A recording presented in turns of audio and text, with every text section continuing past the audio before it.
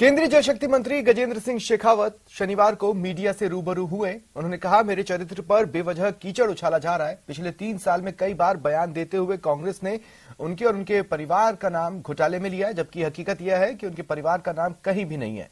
केंद्रीय मंत्री गजेंद्र सिंह शेखावत से बात की सहयोगी लखवीर सिंह ने। क्रेडिट कोऑपरेटिव घोटाला मामला दिन ब दिन राजनीतिक रूप पकड़ता जा रहा है। मुख्यमंत्री अशोक गहलोत जहां केंद्रीय मंत्री गजेंद्र सिंह शेखावत को इस पूरे मामले में लिप्तता बता रहे हैं, तो वहीं अब केंद्रीय मंत्री शेखावत ने मानहानि का दावा कर दिया है। शेखावत साहब, क्या सब्र का बांध टूट गया है? निश्चित रूप से पिछले 3 साल से जिस तरह से व्यक्तिगत रूप से मेरी छवि को धूमिल करने के लिए मेरे चरित्र पर कीचड़ उछालने का काम माननीय अशोक गहलोत कर रहे थे, मैंने 2 बार मीडिया के माध्यम से खुलासा किया भी था कि इस संजीवनी क्रेडिट कोऑपरेटिव सोसाइटी में मेरे 3 पीढ़ी में न तो कोई परिवार में, न मेरे ससुराल के परिवार में, न कोई उसका मेंबर है, न उसका कोई डायरेक्टर है, न उसका कोई इन्वेस्टर है, न उसका बोरोवर है, न उससे कभी किसी ने लोन लिया है, न वहां कभी राशि जमा कराई है, न ही किसी तरह का लाभ भी प्राप्त किया है। लेकिन बार बार इतना कहने के बाद में भी माननीय अशोक गहलोत साहब, जो खींच वैभव जी के चुनाव हारने के कारण से हुई थी, उस खींच का बदला लेने के लिए निरंतर मेरे ऊपर इस तरह का कीचड़ उछाल करके राजनीतिक रूप से मुझे क्षति पहुंचाने की कोशिश करते हैं।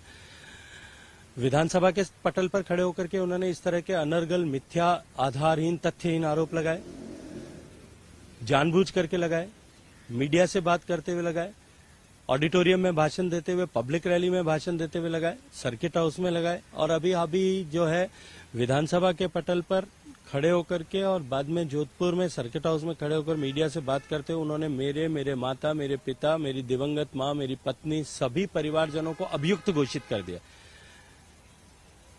केस रजिस्टर हुआ है 2019 में, उस एफआईआर में कहीं मेरा नाम नहीं है, किसी परिवारजन का नाम नहीं है। 2020 में जांच के बाद पहली चार्जशीट फाइल हुई है, उसमें हजारों पन्नों की चार्जशीट में कहीं भी हमें अभियुक्त नहीं माना गया, किसी भी दृष्टि से नहीं माना गया। 2022 में दूसरी सप्लीमेंट्री चार्जशीट फाइल हुई है, 22 में तीसरी सप्लीमेंट्री चार्जशीट फाइल हुई है, 23 में फिर फाइल हो गई।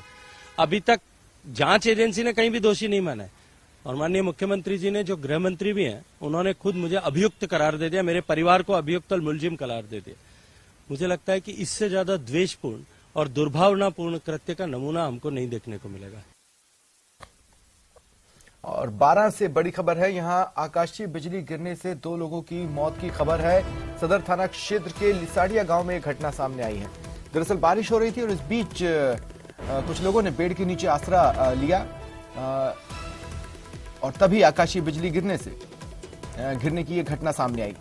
देखिए, 2 लोगों की मौत हुई है, वहीं 2 से 3 किसानों के घायल होने की सूचना भी मिल रही है। ये बड़ी खबर 12 से आपको बता रहे हैं।